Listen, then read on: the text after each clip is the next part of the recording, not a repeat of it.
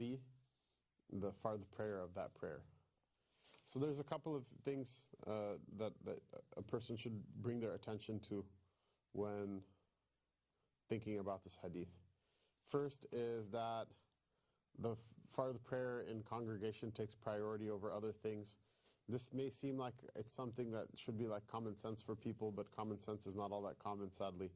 And as time goes on, and people delve deeper into the snowflakeiosis of their own unique and speciality of specialness and uniqueness. Everybody wants to do what they want to do. And it's okay to want to do what you want to do. You should know what you want to do. Whatever you want to do, you should know what it is. You should think about it, ponder it. You should figure out if it's really what you want to do. And if you want to do it, it's okay to do it as long as it's not haram. Some things sound like a good idea at first, but then you think about it and then you're like, maybe this is not a good idea. But, if you want to do something, go ahead and do it. This is one of the problems that people have, is that they want to go like super magic, full scale, 7-degree black belt, super taqwa, like right off the bat. And if it was easy, everybody would have done it. So they fake, like hear some story about like a big wali or about the aslaf or about some, about one of the anbiya alayhi salam or something. And they're like, that's what I'm going to do right now. Not realizing that you're not strong enough to do that right now. So, someone's at the gym and you put whatever, 700 pounds on the squat rack. You see like some other guy squat it. And then the spotters lift it and put it on the back of a novice. They'll break his back. And, maybe a person will be, just because their ego, they want to be able to lift that much weight. But ego gets beaten by gravity every single time. 9.8 meters per second. It's, it doesn't discriminate. MashaAllah. So that's the way this thing is. So people, they oftentimes will deny. They'll stop paying attention to themselves and they'll deny themselves the things that they really genuinely want. And the nafs needs to be appeased a bit in order to function. Well, I don't even say appeased. Appeasement is perhaps an incorrect model. It needs to be fed. Like if your nafs is like your horse that you're going to ride on, then you have to feed your horse. And so what happens is someone's like, well, I'm not going to let the horse be the boss of me. It doesn't mean you beat it to death, because then there's no one who's going to carry your stuff anymore. So there's a whole art and skill with that. At any rate, the point is, though, then on the other side, not to indulge it so much that, well, I'm doing this, and then you forget what the point of your salat and your prayer is. And a lot of people do this. I've seen this. You know who I've seen this amongst? I've seen this amongst Jews. They will boast about them keeping some particular part of the law, that I keep kosher, I keep Sabbath, I keep this, I keep that. And they'll ask one another, they like negotiate protocol, like which part of the khalaqa do you keep? And then they say, I keep this, I keep that. And look, okay, nobody's perfect, nobody can do everything all the time.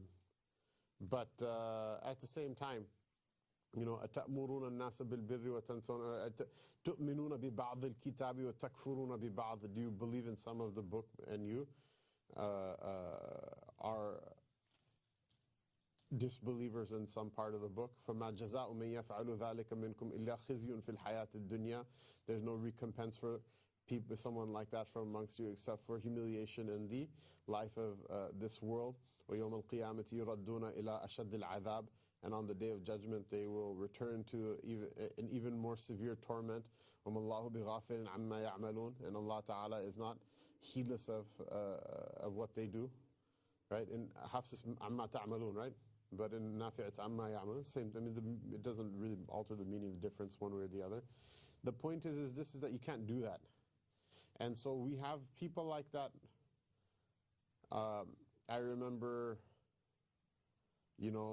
just relatives, people, uneducated people, talking about, oh, so-and-so dresses this certain way, so-and-so drinks alcohol, so-and-so does this, so-and-so does that. And then, stupid Hamza, well, you guys don't even pray. It's like worse than all of those things put together, It's worse, it's worse than like, you committing zina with another man, Riyāḍ billah, which is pretty bad, right? But like, it's bad. It's very bad. The reason I mention this is not to make it something that's like to lighten the sin of gross things like that, because it's really bad and it's really gross. Although if someone's mubtala in it, then at least keep praying so that you don't completely sink the ship. But the point is that, like, you know, we have these kind of cultural preferences that we have for ourselves, but we do all these sorts of things that are worse than one thing worse than the other. Why? Because it's the Burger King madhab. I used to say this all the time. I don't say it anymore. Because, you know, people don't even have TVs anymore. They watch YouTube, and I don't think the Have It Your Way ad campaign, I think they kind of like let that go some time ago, right? So nobody gets the joke anymore, right? So these guys have other different vocabulary and mustalah they use when they like talk about stuff and laugh about stuff, and they're, that's cap, man. I'm like, yeah, man, that's cool, man. And I don't know what they're talking about anymore, you know? So, but at any rate, I used to call this, because Burger King used to have advertisements, is have it your way. It's not Burger King madhab, you know, you do for the sake of Allah Ta'ala. The fact that it's inconvenient, or the fact that it's not what you want to do right now. You know, some people have this imagination that if I'm like super like 7-degree black belt pious, then all of my ibadat should feel good, right?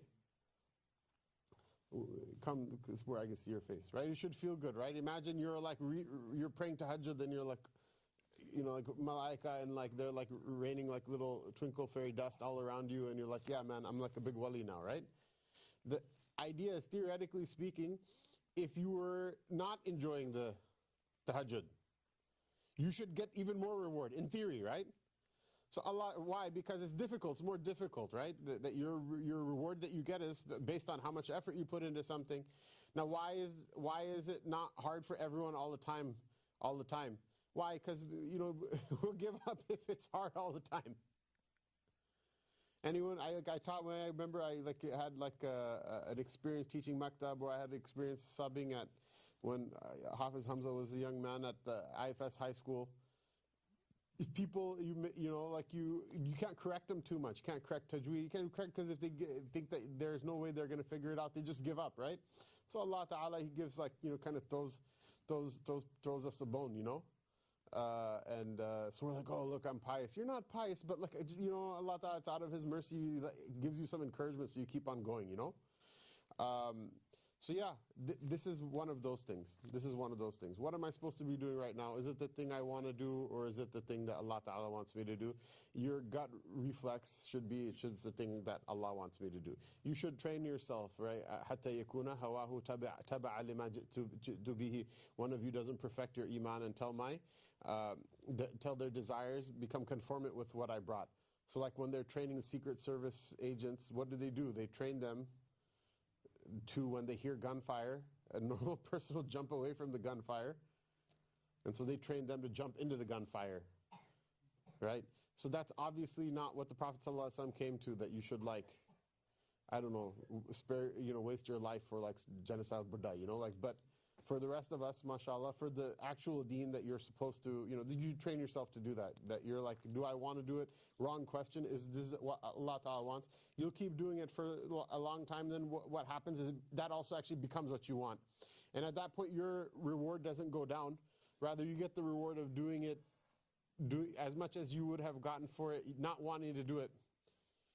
And then you get reward on top of it for training yourself to want to do it. And so that's basically what that is. Otherwise, there's all sorts of things, you know, a person is like, well, I'm going to pray this many, because people become proud of these things and they start to enjoy these things. I'm going to pray this many. I prayed this many rak'ahs after Maghrib every time. I pray this many that. I pray this many this. I don't miss my sunnahs. You know, this is the sunnah of this. This is the sunnah of that. And it's good, do those things, but if you're up against time or somehow it doesn't work, you have to let go of the thing that you want to do at this time and, you know, do the thing that Allah Ta'ala wants you to do at this time. And it's about more than just like nafil prayers while the iqamah is going on. So many sins. This is why you should learn fiqh, right? So many sins, right? Transacting in riba is worse than like so many, it's worse than alcohol, it's worse than this, worse than... So don't do it. Don't take that job. Don't take that money. Don't marry yourself or your sisters or your daughters to people who do that type of work. You know, don't do it. It's not right. This is, you know, it's the same, the precept follows very similar lines. One thing I'll mention right now is that's, I guess, tangentially related to this, although Ibn Allan and Nawawi don't mention it because of the difference in madhahib. So if you're Shafi'i, Hanbali, you can like kind of tune out for a moment. But this also applies for the Jumu'ah khutbah. This is one of the ta'wilat of فاستمعوا إذا قرئ القرآن فاستمعوا له وأنصتوا لعلكم ترحمون. So that when the Quran is being recited, then listen and be silent in order that that mercy is shown to you. Is that the ansitu lahu is in particular talking about the khutbah, the Quran that's recited inside the khutbah. The Prophet فَاسْتَمِعُوا لَهُ is the Quran that's recited in the salat, and ansitu is the Quran that's recited in the khutbah. Obviously, it's a difference of opinion between the mashayikh, but I think it's worth mentioning in the majma' that it is a difference of opinion between the madhahib, and I feel like there is actually a very strong dalil from the Quran itself that really you shouldn't be doing anything during the khutbah, because the insat to the khutbah by ijma' is wajib, the Jum'ah. So the dalil, I guess, that the atharis have is that there is a hadith, a single chain hadith, in which it's narrated that somebody came into the masjid while the Prophet ﷺ was giving khutbah, and he told them, pray, you didn't pray, and then you can sit. And so they take this dalil as this being somehow an exception to the rule of the wujub of insat too, for the khutbah. I personally don't see that dalil, and this is kind of how fiqh works when you have two different dalail that seem to be clashing with one another. If you're able to reconcile them, you reconcile them, and if you have to choose one over the other, there's a whole set of methodologies that are chosen. So if you have to reconcile them, perhaps the word khutbah here in this one hadith is being used in the lughawi sense, that he was just giving a khutbah rather than the khutbah of Friday, and then in terms of the if the reconciliation is not possible, then definitely the dalil of the Quran is stronger than the dalil of a single chain hadith. When I say reconciliation is not possible, it doesn't mean that, we don't have the tasawwur in our head that the Prophet ﷺ will say something or command something that's kind of not in accordance to the Quran. But the idea is that, sometimes the system is really good, but some things slip through the cracks despite our best effort to kind of figure out and channel everything to where it belongs. In that case, then the mahfuz, the practice will be on the stronger dalil. So anyway, the point of me mentioning this is even if someone is Shafi'i, it's fine. When you go into the masjid, you pray your 2 rak'ahs before you sit down, you're Hanbali, go ahead and do that. But don't try to light somebody else up and be like, oh look, I'm acting on the hadith. Because there are other hadith that seem to suggest the contrary as well, without getting into the fiqh issue too much. And I know somebody who got lit up like this on like 2-3 Fridays in a row. And this is like complete malpractice from an imam to be like that, to be so intolerant as to shame somebody in the public over something which is essentially a difference of opinion. And Allah Ta'ala knows best. But for those who follow then the Maliki or the Hanafi madhab, or to those, mashallah, brothers who follow the Quran and Sunnah, because I just made the dalil and my dalil is obviously right and nobody else is wrong. Everyone else who disagrees with me is obviously mushrik. So for those 3 groups of people who, one, Maliki, Hanafi, and then people who are, follow the Quran and Sunnah, for you guys, you should also then be careful not to try to let your nawafil spill over the Jummah khutbah either, because that's also insat for that is fard, and it's as if it, يقوم مقام rak'atay al-dhuhr, the extra 2 rak'ahs of dhuhr, the listening to the khutbah kind of stands in its place as well. باب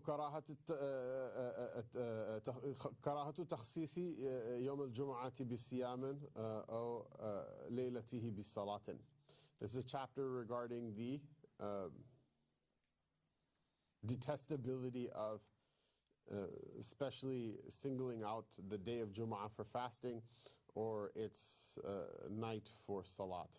عن أبي هريرة رضي الله تعالى عنه عن النبي صلى الله عليه وسلم قال لا تخصوا ليلة الجمعة بقيام من بين الليالي ولا تخصوا يوم الجمعة بالصيام من بين الأيام إلا أن يكون في صوم يصومه أحدكم رواه مسلم. وعنه قال سمعت رسول الله صلى الله عليه وسلم يقول لا يصومن أحدكم يوم الجمعة إلا يوما قبله أو بعده متفق عليه. وعن أم المؤمنين جويرية بنت الحارث رضي الله تعالى عنها وعليه السلام أن النبي صلى الله عليه وسلم دخل عليها يوم الجمعة وهي صائمة قال أصمت أمس قالت لا قال تريدين أن تصومي غدا قالت لا قال فأفطري رواه البخاري. This is Sayyidina Abu Hurairah radiallahu anhu narrates from the Prophet sallallahu alaihi wasallam that he said, don't specify the night of Jumu'ah for standing in prayer from amongst the nights, and do not specify the day of Jumu'ah for fasting from amongst the days, except that it's otherwise, like coincidentally, other than it being Friday, it's otherwise a day that you choose to fast on. So people fast on Mondays and Thursdays. That's obviously not ever going to be Jumu'ah, right? One would hope that that's not a question that will come up. The second is that the Ayam al-Bid, right? There's a khilaf about which 3 days they are. There's also wajh that it doesn't need to be any specific 3 days, that it should just be 3 days.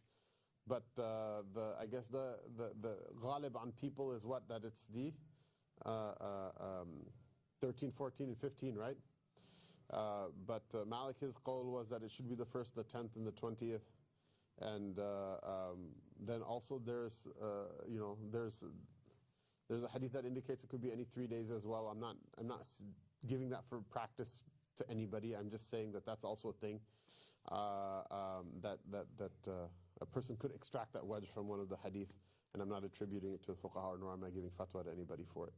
But if it's 13, 14, 15, or if it's the 1st, 10th, 20th, and it happens to be a Friday, that's fine. If a person yasum som ad-dahr, right, then if it's every other day, it's necessarily going to be every other Friday, right? If a person, for example, it's Ashura ends up on a Friday. If it's one of the Yom Arafah or one of the 8 days before it, it's on a Friday. If it's someone fasts, Sha'ban, or fasts Ashhur Hurum, Dhul Qa'dah, Dhul Hijjah, Muharram, obviously with the exception of the Eid or Sha'ban or whatever, for any number of reasons, a person has kafara that they have to give, whatever it is, a person has makeup fast that they have to give, and that's a convenient day for them. These are all reasons to fast on that day. What I've heard is that there are some of our kind of non-conformist Athari brothers, they will take this hadith to an extreme that doesn't seem to be something I've ever seen from a faqih before. So they'll actually literally say, if Ashura is on a Friday, don't fast it or whatever. That's kind of, I feel like that the fiqh seems pretty weak, because what did the Prophet ﷺ say? Illa an yakuna fi sawmin yasumuhu ahadukum. Right? And those sunnah mu'akkada fast days, that's the whole ummah has made takhsis of those days, not because they're Fridays, so they seem to be pretty squarely eligible for this exemption. So if somebody comes out and bust your chops about that, you can do a very quick psychiatric health assessment.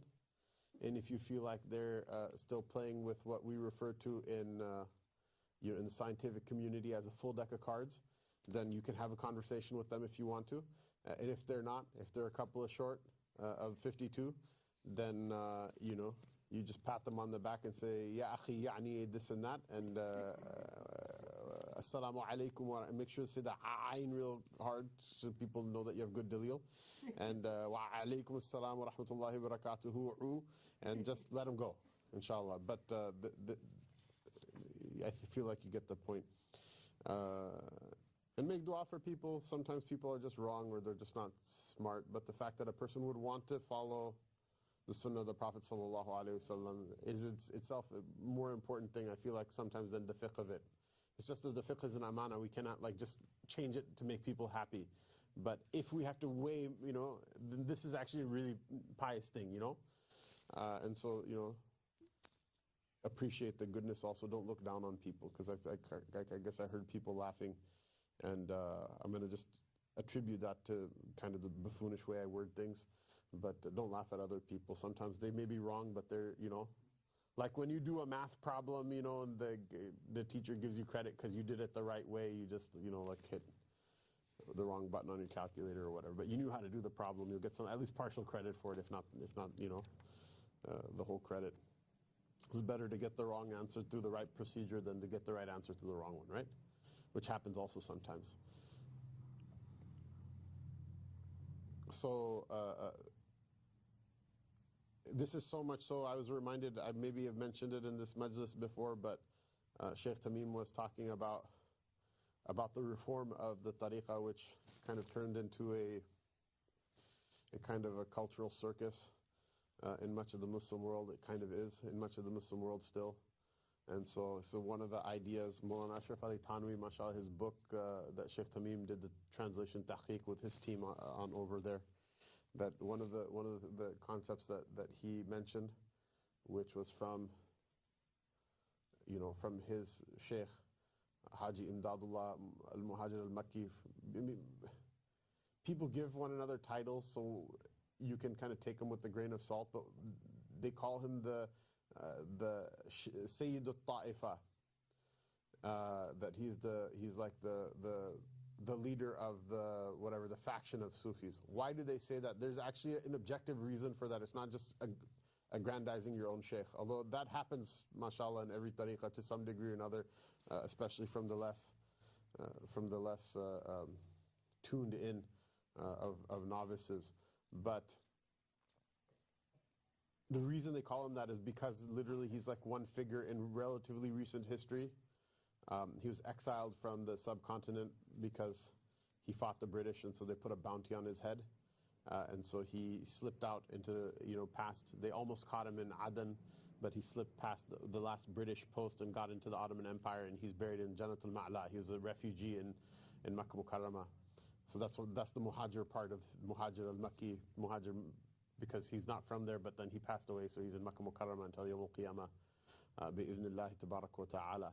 But he's basically one of the last figures in the spiritual history of the Indian subcontinent that Deobandis, Brelvis, and Ahl Hadith all consider like to be a good guy, which is very interesting. Our Salafis, we won't call them Wahhabis because they've been around basically since around the time, if not before, Muhammad ibn Abdul Wahhab, and they have no nisbah toward him, even though some of them are they find some affinity with him.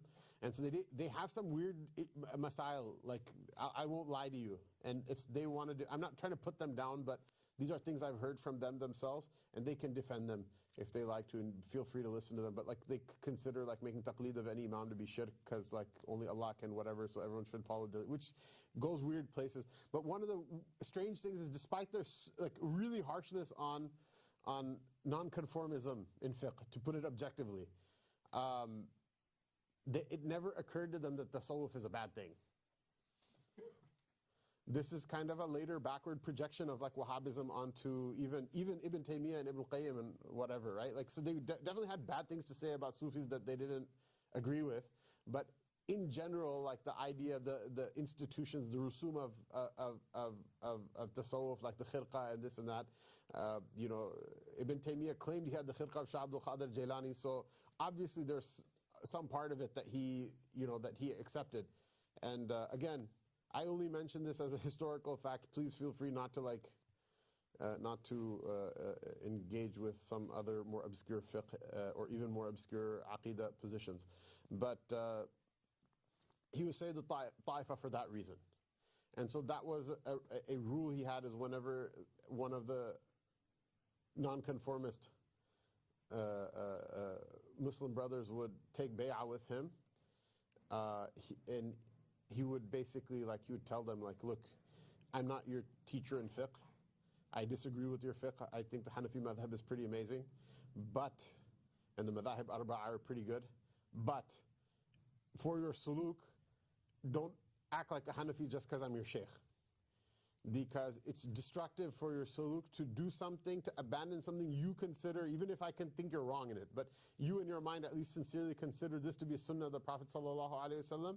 To abandon it afterward to make your shaykh happy is it's not cool. It's kind of like limp-wristed suluk, you know what I mean? That's just more like a cult at that point. You're not really making taraqqi, you're not really journeying toward Allah Ta'ala at that point. You're just trying to fit in with the gang, which is not, trying too hard. It's automatically disqualifies you from being cool, right? So that's that. Bismillah. So Abu Hurairah radiallahu ta'ala anhu, he also said that he heard from the Messenger of Allah sallallahu alayhi wasallam say, let not one of you, la yasumanna, it's a double emphatic, indeed, verily, let not one of you fast the day of Jumu'ah except for with the day before it or with the day after it. Meaning what? If it's not a day that you would normally fast, like we mentioned from before, but you want to fast that day, then make it into a block with the day before or the day after, so that it's not specifically because it's Friday. Anyway, if it was, the point was lost, the whole soliloquy I gave about the whatever, like non-conformist murids following the sunnah, the point is what? Don't look down on people. When I mention, sometimes I'll mention some wajh of tarjih of the fiqh of one madhab over another, or of the madhahib over the kind of freestyler. So as a method, I can't honestly tell you that something I see is wrong and something that seems to be like the whole ummah more or less like saw is wrong.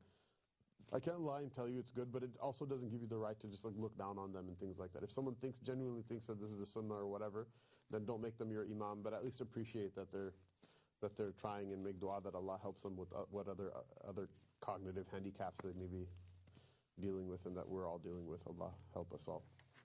And then the third hadith is from Sayyidah al-Mu'minina Juwayriyatu bint al-Harith radiyallahu ta'ala anha alayha salam, that the Prophet sallallahu alayhi wasallam entered upon her on the day of Jumu'ah and she was fasting. So he asked, did you fast yesterday? She said no. He asked, do you want to fast tomorrow? She said no. He said, then break your fast. So the question then comes, okay, fine, we get the idea that like Friday is, you're not supposed to fast on Friday because it's Friday.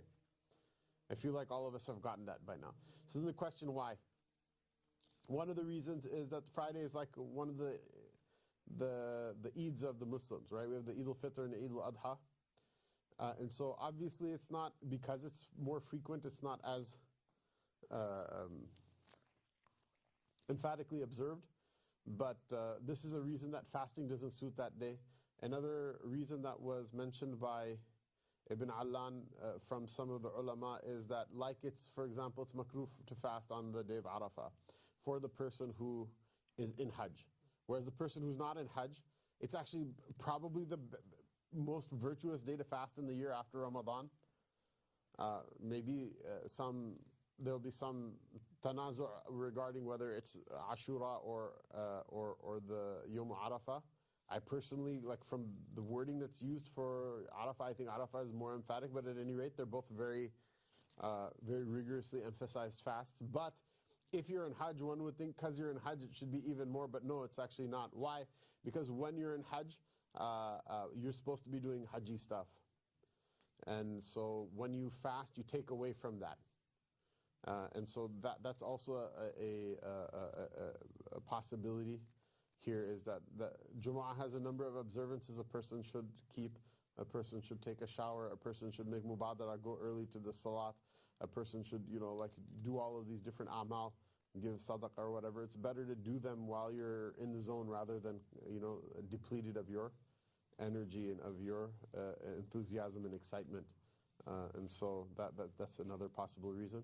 Whether it's these reasons or not another reason, at least because of the barakah of your ilm, mashallah, Allah Ta'ala has now upgraded you. I'm sure many of you know these things anyway, and you're just pious and come for the piousness. But if you didn't know, now you know.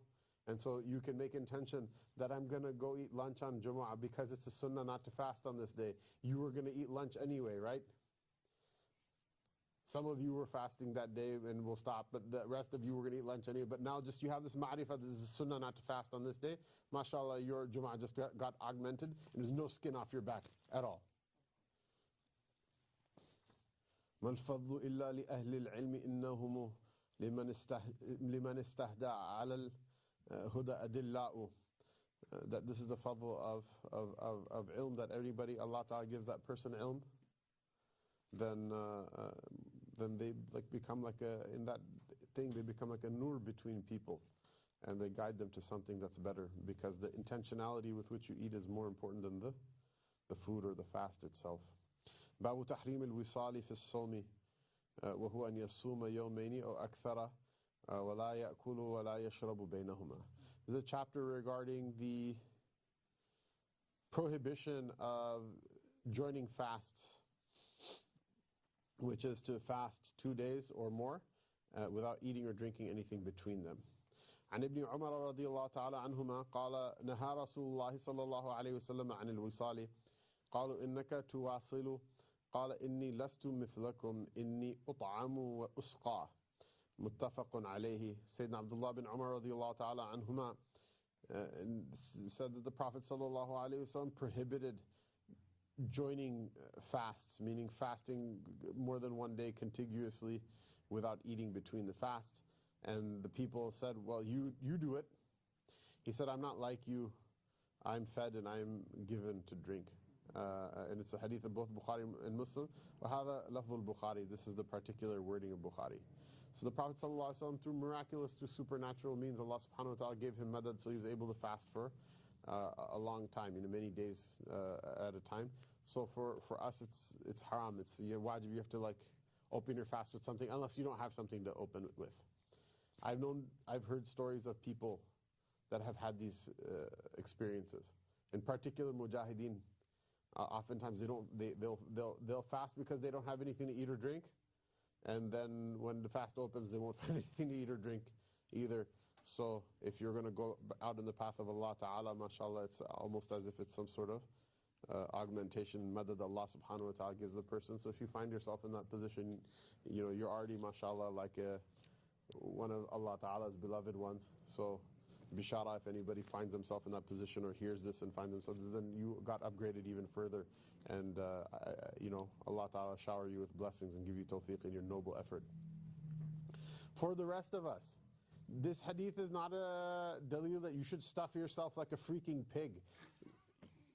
You get what I'm saying? Like, how is it that you're like, well, how am I supposed to like not do wisal, right? Because some people are super taqwa. Prophet ﷺ said, don't join between two fasts. So I'm going to eat the seventh donut. I'm just going to push myself even though I don't have any room. But, it's a sunnah, right? No, the sunnah is fulfilled by taking a sip of water.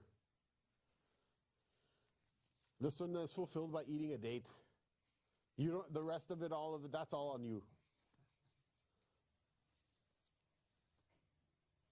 Maybe Jawad needs a couple more dates. Maybe I don't.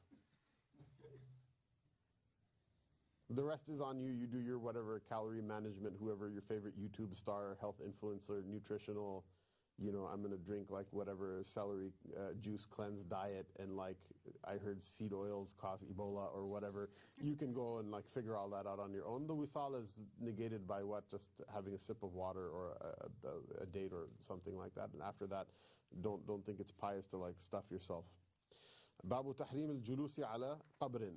عن أبي هريرة رضي الله تعالى عنه قال رسول الله صلى الله عليه وسلم لأن يجلس أحدكم على جمرة فتحرق ثيابه فتخلص إلى جلده خير له من أن يجلس على قبر. رواه Muslim. So for the Messenger of Allah sallallahu alayhi wa sallam said from Sayyidina Abu Hurairah radiallahu ta'ala anhu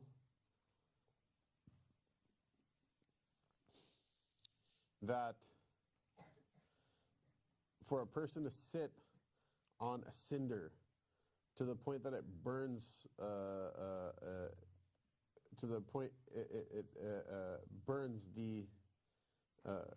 burns their clothing and gets to their to their skin, is better for them than sitting on a grave.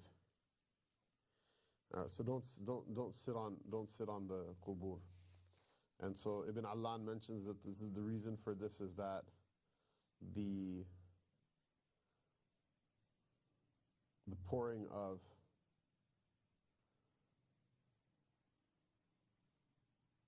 damage to the heart is more intense than the pouring of damage onto the body by far. And what's the problem with sitting on a grave? It's disrespectful to the deceased person who's also alive in a sense, but not alive in the conventional worldly sense. So it's a disrespect and causes them taklif as well, that you're disrespecting them. And the second thing is that it also is harmful for you as well, because it causes you to make light of that person's condition. And there's like a long list of reasons it's problematic for you as well. So don't sit on a grave. If you can avoid it, don't walk on graves, like walk between graves, and don't disrespect the resting places of the dead. باب النهي عن تجسيس القبر والبناء عليه. It's just don't avoid, even if someone's like, well, what if it's a non-Muslim? I don't know if anyone will study the deen and ask this question afterward. But at any rate, if a person the thought does come to their mind, if nothing else, the most selfish reason is that you don't want to have the evil effects of that person's adab on you. So just leave it alone. This is the chapter regarding the prohibition of plastering a grave or building on it.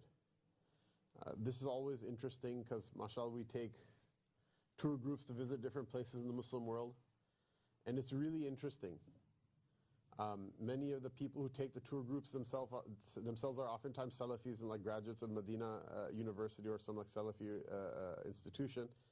And so what do you do when you visit a Muslim country? What is there to do? You go to the masjid and you go visit a grave, and usually the grave is attached to the masjid, if not inside the masjid, right? So it makes it really interesting. Because then you go on these like tour groups and like what are you going to do? What can you do? If visiting a grave is like shirk or whatever, for the purpose of anything other than just like the person is dead, like with the purpose of visiting a particular person or whatever. Obviously not everybody says that, but some people do.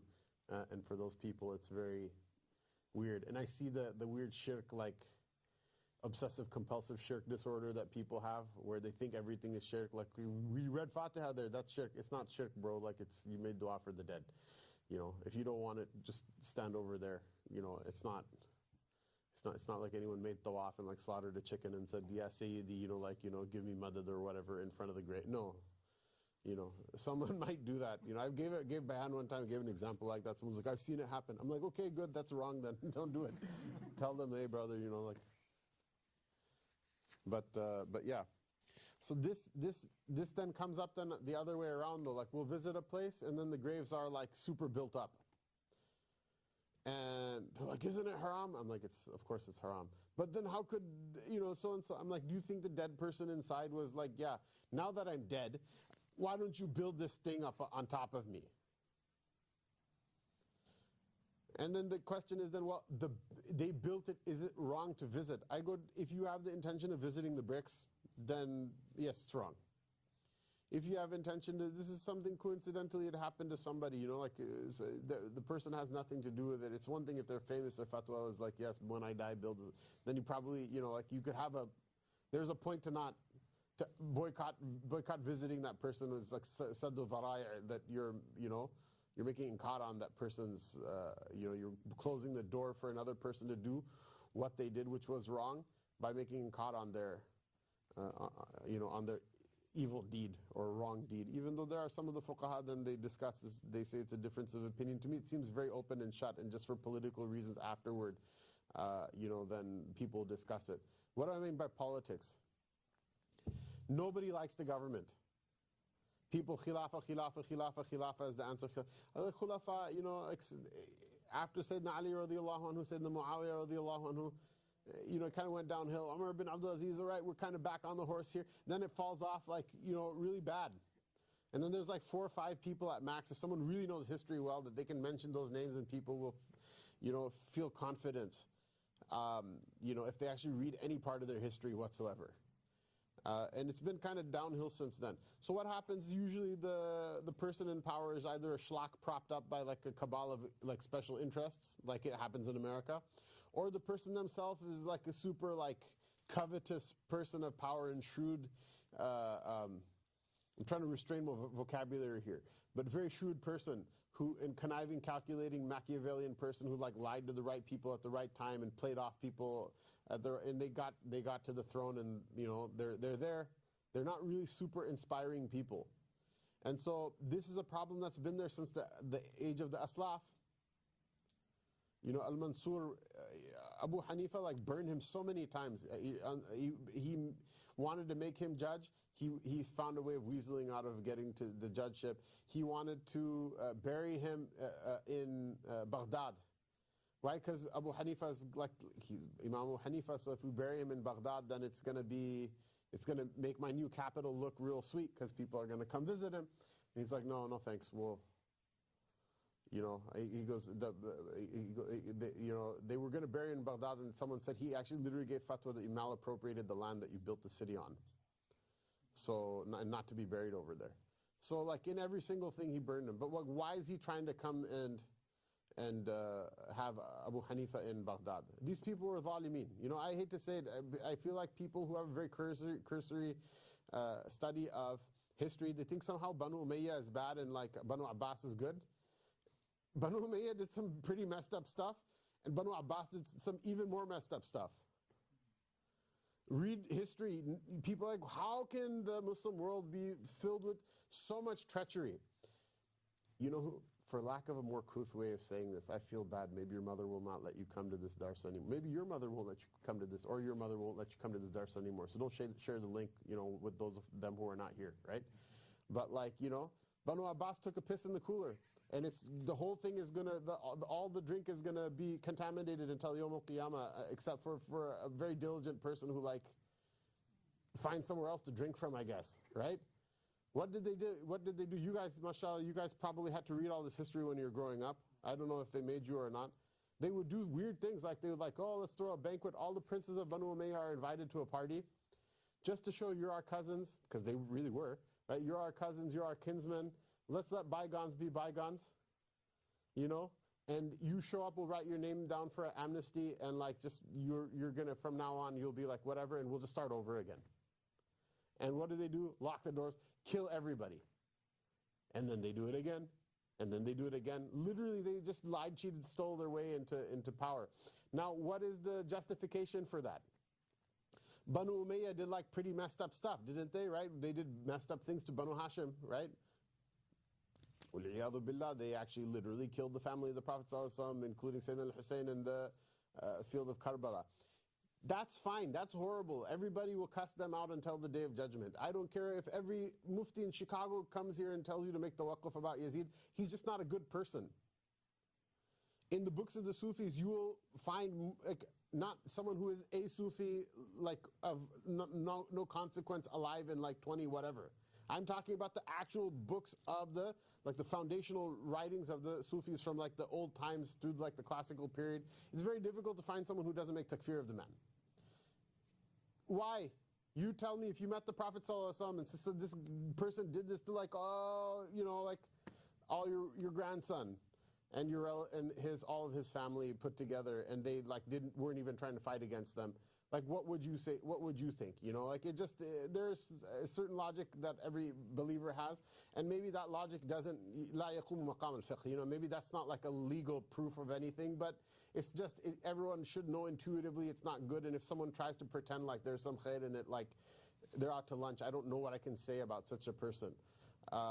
Except for that ihsan, that to worship Allah as if you see Him, and if you don't see Him, somewhere in that, if you're messing with that at any point in your life, you should know there's no way that the math will ever add up for something like this.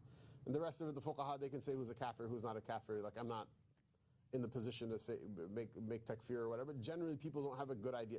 But you cannot let this thing be like, okay, now in order to be good, we're going to like now kill even more people. We're going to do even more treachery. We're going to do even more whatever. So what happens, I'm sorry because I let the short story get long.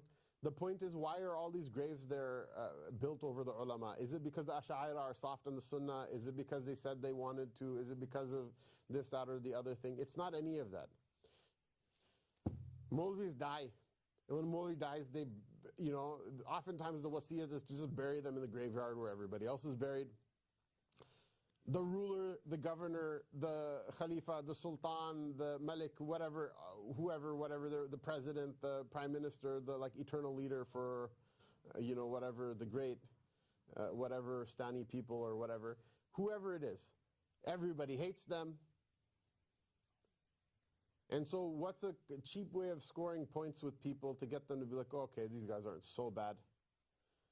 You say, oh, look, this sheikh, we made a big complex to dedicate it to their life and this and that and other thing. And any of the teachings, they're not going to implement any of them. It's not like Al-Mansur was going to be like, oh, Abu Hanifa's a great alim. This is why I want him to be buried. I'm going to lead his janazah and have him buried in my city. Oh, Baghdad was malappropriated. Oh, we should build our capital somewhere else and pay the people whose haqq we took away. No. It's a political ploy. Same Mansur goes to Medina Munawwara after Imam Malik is literally tortured, and now he realizes some it's backfire, right? People are like, North Carolina, nobody can get any help for natural disaster, but we just sent God knows how many $1 billion to Ukraine and to Israel and to whatever, right? So now there's some backfire happening. People are trying to backtrack and whatever because of the uproar. So the uproar, Imam Malik is tortured. So what does he say? I'm gonna, he goes and visits him and I want you to teach my sons, and we're gonna write the Muwatta in letters of gold, as if that makes any difference. And we're gonna hang it from the Kaaba and make it the law of the entire ummah is gonna be. Bhai, you didn't do it with the Quran. What makes you believe that you're gonna do it with the Muwatta, right? So Malik, he gave a very diplomatic answer. Why? Because this guy's Safakud Dima, right? This guy's a emphatically habitual spiller of bloods. Not the Crips one, but the type of bloods that both Crips and Bloods have in common. So he says, if you make this, don't do it because the people have a different madhab in every place that they, that they are, and, that's the sunnah, and we don't want the, which is true, and he probably believed it, kind of, but at the same time, he's like, man, this guy's whack, he's crazy. How am I supposed to believe that he's going to do this for the Muwatta? He's going to use the Muwatta to go kill a Maulvi in Baghdad, and kill one in Damascus, and kill one in Cairo, and kill one in Bukhara, and one in Samarkand. They used to do that. They, what's his, Abu Muslim Khurasani, you ever heard of him? Fun guy, mashallah. He was a fanatical devotee of the Ahlul Bayt of the Prophet ﷺ, and he was basically the Hajjaj of Banu Abbas. And he went around and just basically busted heads and mopped the floor with all of the enemies without any mercy or without any sort of rhyme or reason of the enemies of Banu Abbas. And then one day Mansur wants to talk to Mansur, so he says, come meet me in Baghdad.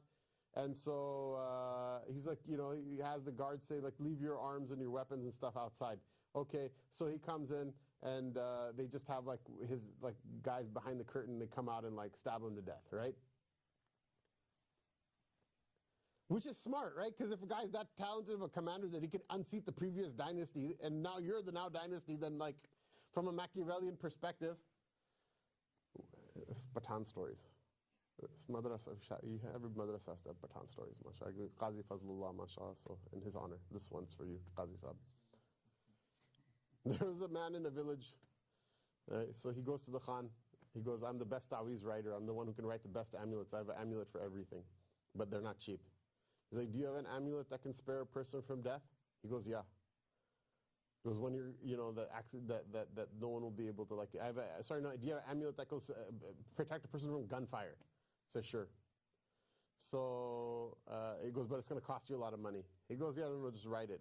So he writes it and gives it to him. No, I'm not going to pay you yet. We have to test it out. So they tie a chicken to a post.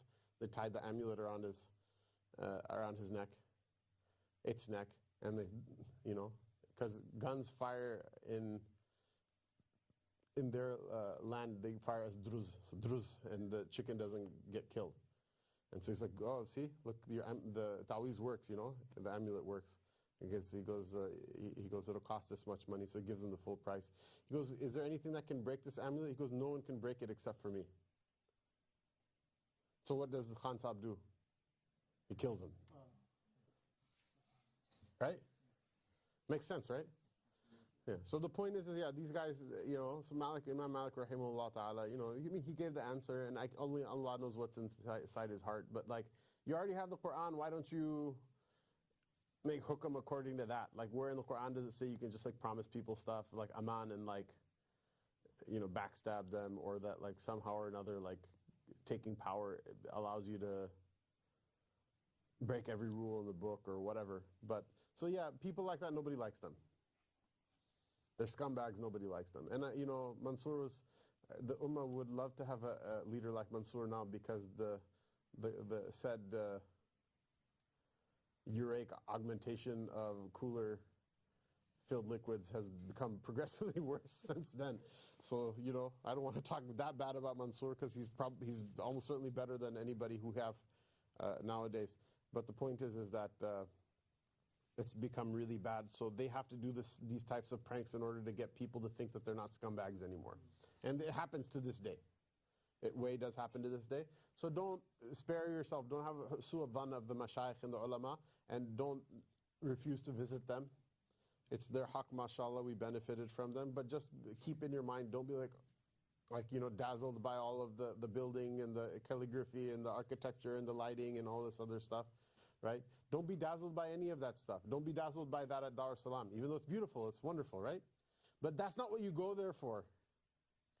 Because if they built a really nice building, I'm sure the Qadianis will build an even nicer building somewhere, and there's like a strip mall somewhere else that's even nicer than that, and then there's a Ritz-Carlton somewhere that's even nicer than that. It's completely inconsequential. Put that out of your mind when you visit as a Salih. Put those things out of your mind when you visit those places. Say, I'm going for the sake of Allah subhanahu wa ta'ala.